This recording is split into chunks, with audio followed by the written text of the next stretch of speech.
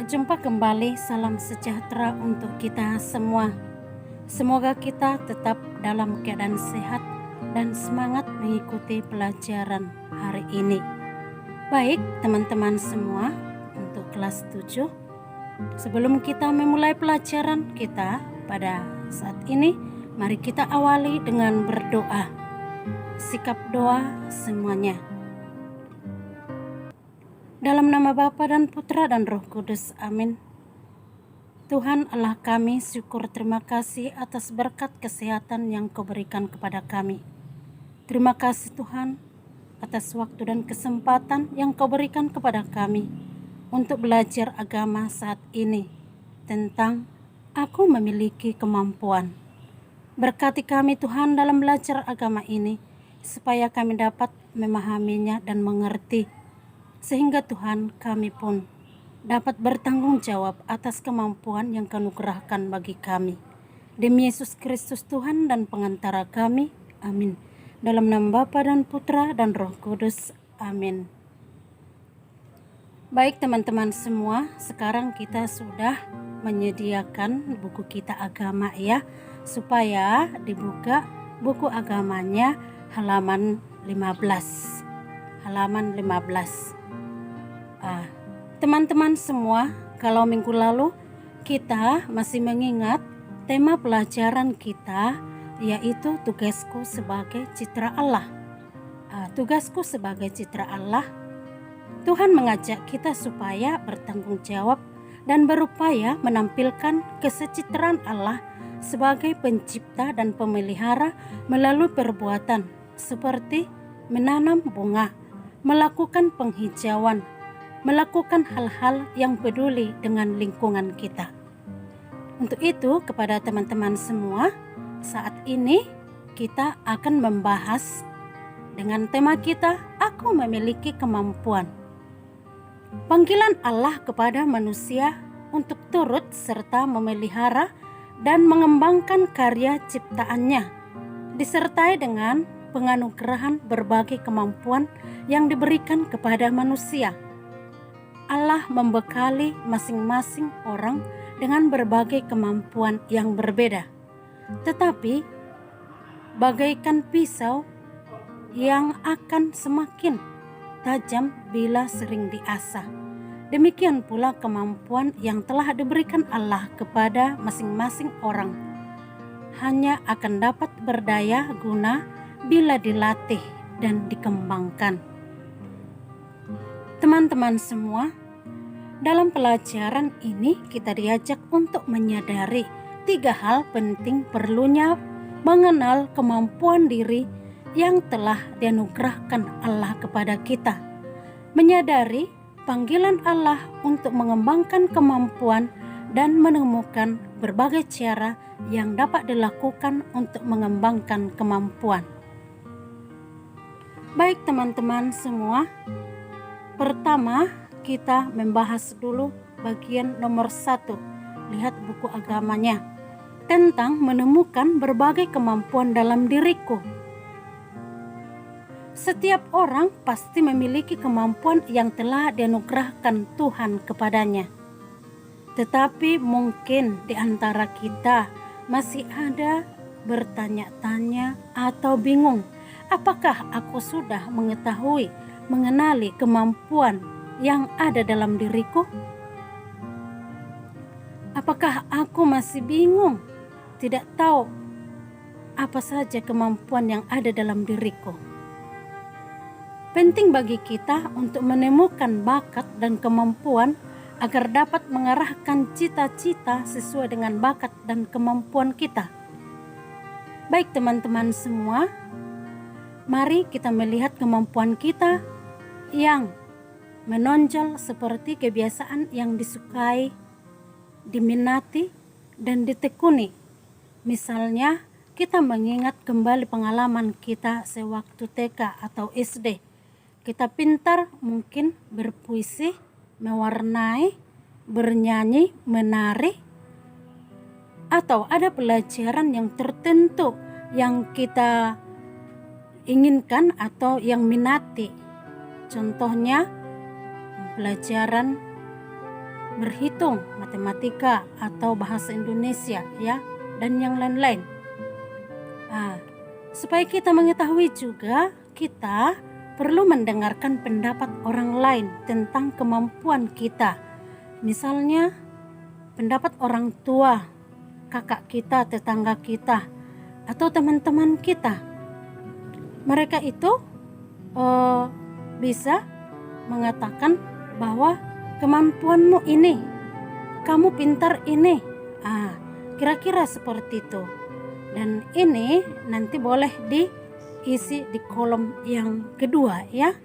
Kalau sudah orang lain mengatakan kemampuan kita, ya, kemampuanmu itu Yehezkiel ini, kamu mampu belajar ini, pintar, cerdas, boleh kamu tulis nanti di kolom bagian kedua yang di dalam buku agamamu. Sedangkan yang bagian pertama tadi, kemampuan yang menurut kamu ya, itu diisi nanti. Misalnya kamu kira-kira, oh saya itu senang dengan matematika, berhitung, atau bahasa Inggris, saya suka, begitu. Dan kamu senang, minati, maka itulah tulis nanti di bagian A. Baik teman-teman, sesudah diisi nanti kolom yang kedua itu, kemudian urutkanlah ya, kira-kira mana yang ada dalam diriku, mana yang disebutkan oleh orang lain ya, diisi di kolom yang berikutnya. Sampai di sini dulu untuk nomor 1 ya, dan sekaligus mengisi kolom yang ada di dalam buku. Sekarang teman-teman perhatikan lagi bagian nomor 2 tentang mengembangkan kemampuan. Sesudah mengetahui kemampuan itu tadi, maka kita kembangkan ya. Bagaimana cara mengembangkan kemampuan yang kita miliki? Yakni yang kita lakukan adalah melatih diri terus-menerus tanpa takut salah dan gagal.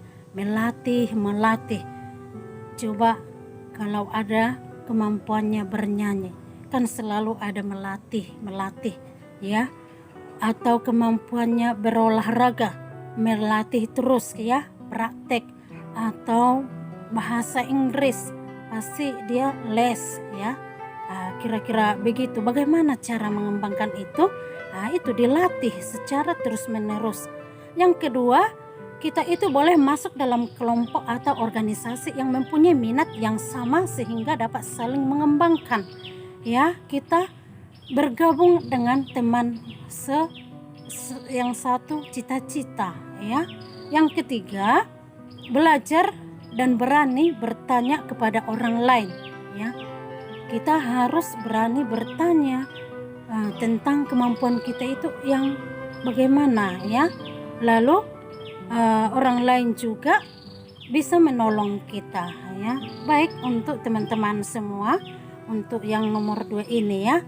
Begitu dulu cara mengembangkan kemampuan. Lalu perlu juga sikap-sikap yang dibutuhkan untuk perkembangan kemampuan kita itu. Sikap yang nomor 1, tidak mudah putus asa, tekun, disiplin, berusaha dengan keras. Jangan lupa berdoa penyertaan Tuhan dalam setiap usaha ya. Tadi caranya, yang kedua ini sikap kita ya, sikap. Baik teman-teman, kita lanjut dengan bagian yang ketiga, pesan Tuhan untuk mengembangkan kemampuan. Dalam materi ini kita bertemu dengan teks kitab suci perumpamaan tentang talenta ya. Coba nanti untuk teman-teman semua, di sini suster tidak akan bacakan tapi secara singkat jelaskan ya. Nanti untuk teman-teman dibaca di buku agamanya atau di dalam kitab suci Injil Matius 25 ayat 14 sampai 30. Menceritakan seorang tuan yang akan bepergian ke luar negeri. Sebelum berangkat, ia memanggil hamba-hambanya dan mempercayakan harta kepada hambanya. Hambanya itu ada 3. Hamba yang satu diberi 5 talenta, hamba yang kedua diberi 2 talenta, dan yang ketiga diberi 1 talenta. Ya. Kemudian tuannya pergi ke luar negeri. hamba-hamba segera pergi menjalankan talentanya sesuai dengan kemampuan mereka. Kemudian pulanglah tuannya. Hamba-hamba mengadakan perhitungan dengan tuannya. Hamba yang menerima 5 talenta beroleh laba 5 talenta. Itu disampaikan kepada tuannya. Yang kedua, yang menerima talenta 2 dan beroleh 2 talenta. Ya, laba. Dan itu dilaporkan kepada tuannya. Dan yang ketiga, ya, talenta yang 1 diberikan tuannya itu dikubur, ya, sehingga tidak beroleh laba, ya. Nah, ini ada 3, ya. Teman-teman semua, kita mempunyai kemampuan. Talenta itu dimaksud di sana kemampuan, ya. Kemampuan atau talenta. Apakah kita seperti hamba yang pertama dan kedua, atau seperti hamba yang ketiga? Ya, Tuhan memberikan kemampuan atau talenta bagi kita, maka kita harus bertanggung jawab dengan mengembangkannya agar berbuah berlimpah ganda, berguna bagi diri kita dan juga bagi orang lain, ya. Sedangkan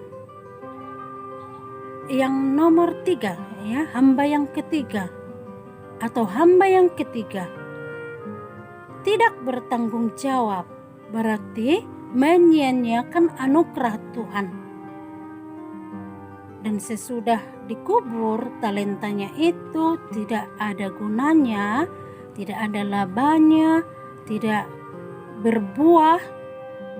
Dan lama-kelamaan kemampuan atau talenta yang ada dalam dirinya itu akhirnya, ya, tidak mempunyai kemampuan lagi, bahkan hilang, ya, hilang. Itulah yang tidak bertanggung jawab atas kemampuan yang dianugerahkan Tuhan kepadanya. Baik teman-teman, video ini hanya untuk membantu tambahan penjelasan dari buku, dan nanti tambahannya dilihat dari buku lagi. Untuk tugas, ya, tugas nanti suster akan sampaikan, ya, akan sampaikan di dalam file nanti. Baik, terima kasih untuk teman-teman semua sudah mengikuti pelajaran agama. Dan nanti sesudah belajar agama selesainya, diingat tetap berdoa penutup. Terima kasih untuk teman-teman semua. Selamat belajar, tetap semangat, Tuhan memberkati. Amin.